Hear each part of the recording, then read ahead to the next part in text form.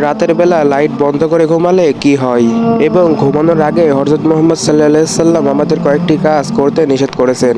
এই কাজগুলো যদি আপনি করেন তাহলে অনেক বড় বিপদে পড়বেন। এই ভিডিওটিতে আপনাদের ওই কাজগুলো সম্পর্কে জানিয়ে দেব। আশা করি সম্পূর্ণ ভিডিওটি দেখবেন।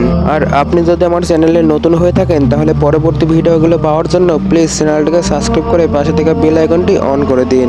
নবী করিম হযরত মুহাম্মদ সাল্লাল্লাহু আলাইহি সাল্লাম ইরশাদ করেন, যখন তোমরা তোমাদের বিছানায় আসো তার আগে একবার ওযু করে নাও, যেভাবে নামাজের জন্য ওযু করা হয়, আর ডান কাত হয়ে ঘুমাবে। মুসলিম। এর কারণ ডান কাত হয়ে ঘুমানো সুন্নত। আর ওযু করে থাকলে সমস্ত খারাপ জিন এবং শয়তানের থেকে হেফাজতে থাকে। আর সেই সময় যদি মৃত্যু হয় তাহলে পবিত্রতার সাথে মৃত্যু হবে।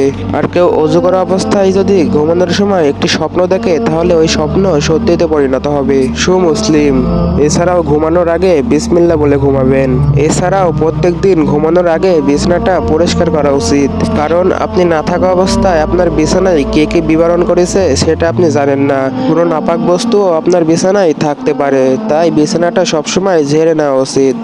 মুসলিম। এবার আসুন জেনে নিন রাতে লাইট বন্ধ করার ব্যাপারে। নবী করিম হযরত মুহাম্মদ সাল্লাল্লাহু আলাইহি সাল্লামের হাদিস, ঘুমানোর আগে আগুন ও চেরাগ বন্ধ করে দাও, আর দরজা জ্বালানা বিসমিল্লাহ বলে বন্ধ করে দিবে।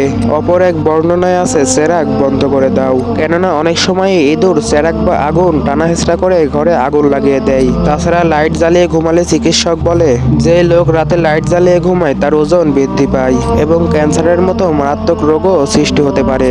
আর অন্ধকারে ঘুমালে শরীর থেকে হরমোনের পরিমাণ বৃদ্ধি করে, যা আপনার শরীরের পক্ষে অনেকটাই উপকারিতা পায়। তাই সবসময় লাইট অফ করেই ঘুমানো উচিত। তো বন্ধুরা, আমার ভিডিওটি যদি আপনি শেষ পর্যন্ত দেখে থাকেন এবং আপনার কাছে যদি ভিডিওটি ভালো লাগে তাহলে অবশ্যই ভিডিওটি একটি লাইক দিয়ে চ্যানেলটিকে সাবস্ক্রাইব করে দেবেন প্লিজ। ধন্যবাদ।